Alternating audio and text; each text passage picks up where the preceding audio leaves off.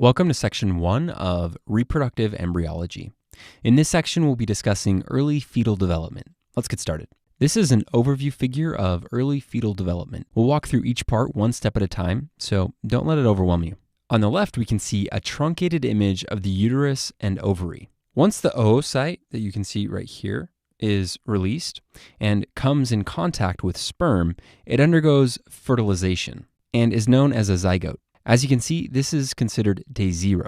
By day 2, the zygote has divided into 2 cells, and this is known as a blastomere. By approximately day 4, it has undergone multiple divisions and is known as a morula, which is a ball of about 10 to 30 cells. By day 5, a blastocyst forms, which is comprised of 2 distinct cell lines and a fluid-filled cavity in the center. This occurs as the cells of the morula secrete fluid and displace some of the cells to one side, leaving a fluid-filled area in the center. By about day 7, the blastocyst implants on the uterine wall, which is about the time that HCG secretion begins. Right here, we can see some of these structures better. So the cells surrounding the blastocyst are collectively referred to as the outer cell mass. And as you can see, this is also known as the trophoblast. The cells within the blastocyst are collectively known as the inner cell mass. You can also see some trophoblastic cells on the outside, which we've shown in green, and notice that these are beginning to invaginate into the uterine wall. If we zoom up on this blastocyst a bit later in time and we look at the developing structures from a cross-sectional view, we get this image over here. So by week 2, a bilaminar disc has formed. And this just means that there are 2 layers of cells stacked on top of one another, which you can see right here. So you can see the blue layer on top and the brown layer on the bottom.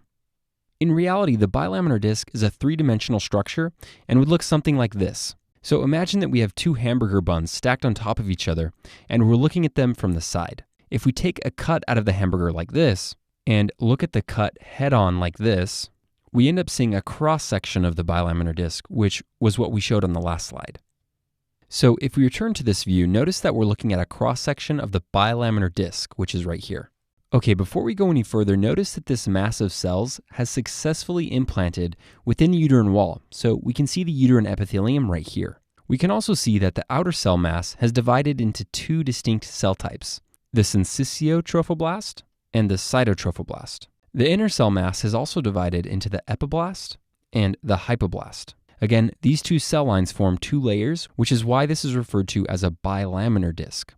We can also see the beginnings of the yolk sac and the amniotic cavity. Sometimes it can be confusing to learn all these structures out of context, so I think it can be helpful to think of what these ultimately become. If you look ahead a bit, you can see that the epiblast becomes the developing embryo. So here we can see that the epiblast gives rise to these pink cells over here, and then that this color is maintained right here, and ultimately becomes the fetus. We can also see that the hypoblast in brown becomes the yolk sac right here and the umbilical cord, which we can see right here. The syncytiotrophoblast and the cytotrophoblast become the placenta and the chorion. You should also know that in the early stages of fetal development, the syncytiotrophoblastic cells secrete HCG. Additionally, these cells lack MHC1 expression, which is important because it means that the maternal immune system is less likely to create an immune response to the developing placenta.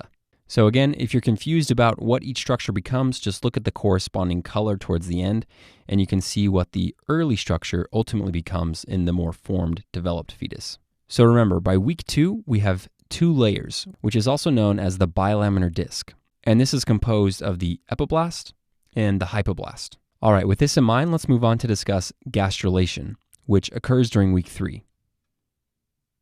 If we zoom up on the bilaminar disc right here, during week 3, we can see week 3 right here, we get this image right here. As you can see, the epiblast begins to form a single ridge with a central area of invagination, and this is known as the primitive streak.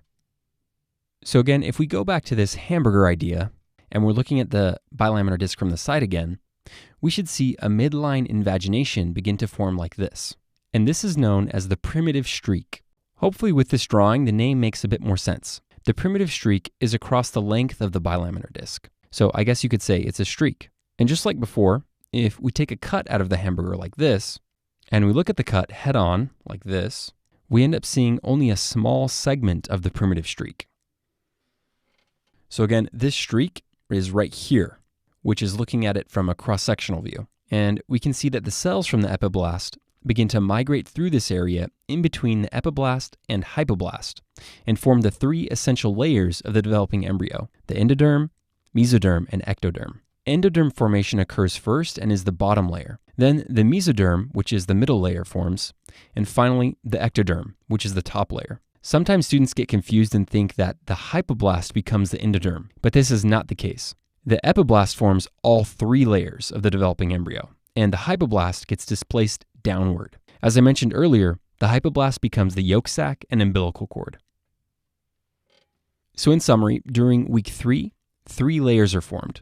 This occurs as the epiblast invaginates downward, which results in the formation of a primitive streak. The cells from the epiblast begin to migrate through this area, which is called gastrulation, and this results in the formation of the endoderm, mesoderm, and ectoderm. Around week 3 to 4, the amniotic sac enlarges, the heart begins to develop, and the neural tube forms, which is the embryonic precursor to the brain and spinal cord, and also the limbs begin to form little buds.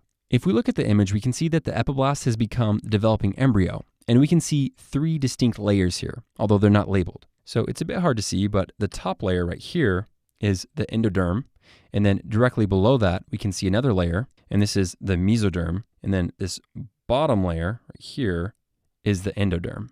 We can also see the neural tube, which is that circular structure in the middle right here. Notice that the amniotic cavity has completely surrounded the embryo, and the hypoblast has become the yolk sac, which, as I said before, is displaced downward. We can also still see the syncytotrophoblast and the cytotrophoblast. So in summary, during weeks 3 through 4, the amniotic sac enlarges, the heart begins to develop, neural tube formation occurs, and limb buds begin to form. You should also know that because there is so much going on during this time, and really from about weeks 3 to 8, the fetus is very susceptible to teratogens. Around week 5, the umbilical cord forms and many of the vital organs continue to develop.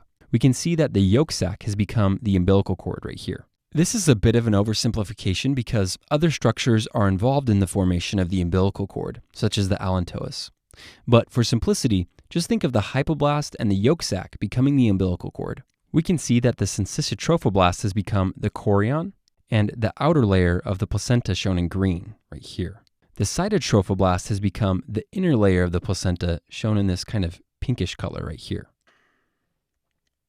From here, organogenesis continues, and around week 12, most of the organs are developed. Now, if we change the perspective a bit, and instead of looking at the fetus from a cross-sectional cut, we look at it from a coronal cut, we can see something that is very easy to identify. We have the developing fetus inside the uterus right here, and we can see the chorion, amnion, amniotic cavity, umbilical cord, and the placenta directly adjacent to the uterine wall right here.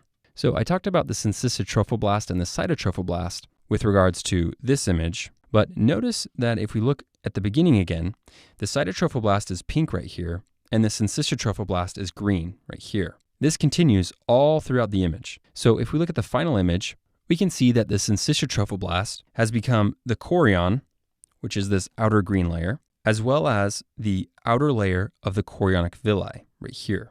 Now, the cytotrophoblast is pink, which we again can see right here. And if we follow that to the end of the image, we can see that this now is the inner layer of the chorionic villi right here. Next, let's go over a few more major milestones between weeks 5 and 12. By week 6, fetal cardiac activity is visible by transvaginal ultrasound. By week 8, fetal movement starts, and by week 10, the genitalia now have male or female characteristics. And on the right, we can see an ultrasound of a 10-week-old fetus. The fetus is right here. All right, now that we've covered the image, let's review with a question.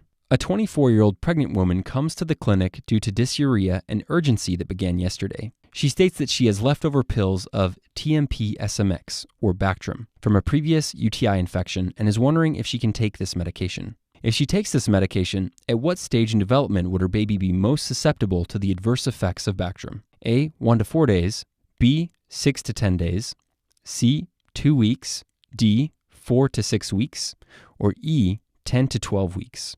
Hopefully from the question stem you notice that she was thinking about taking TMP-SMX, which has teratogenic effects. Fetuses are most susceptible to teratogens during the embryonic period of 3 to 8 weeks because this is when important organs are forming. So the correct answer is D, 4 to 6 weeks. 1 to 4 days is incorrect because this is when the egg is fertilized and divides to become the morula. 6 to 10 days is when the blastocyst implants and begins secreting HCG. At 2 weeks, the bilaminar disc is formed. And after 8 weeks, a lot of the basic organogenesis has occurred, so the embryo is not as susceptible to teratogens. So E is incorrect. So again, the correct answer is D, 4 to 6 weeks. And with that, we've covered everything you need to know about early fetal development.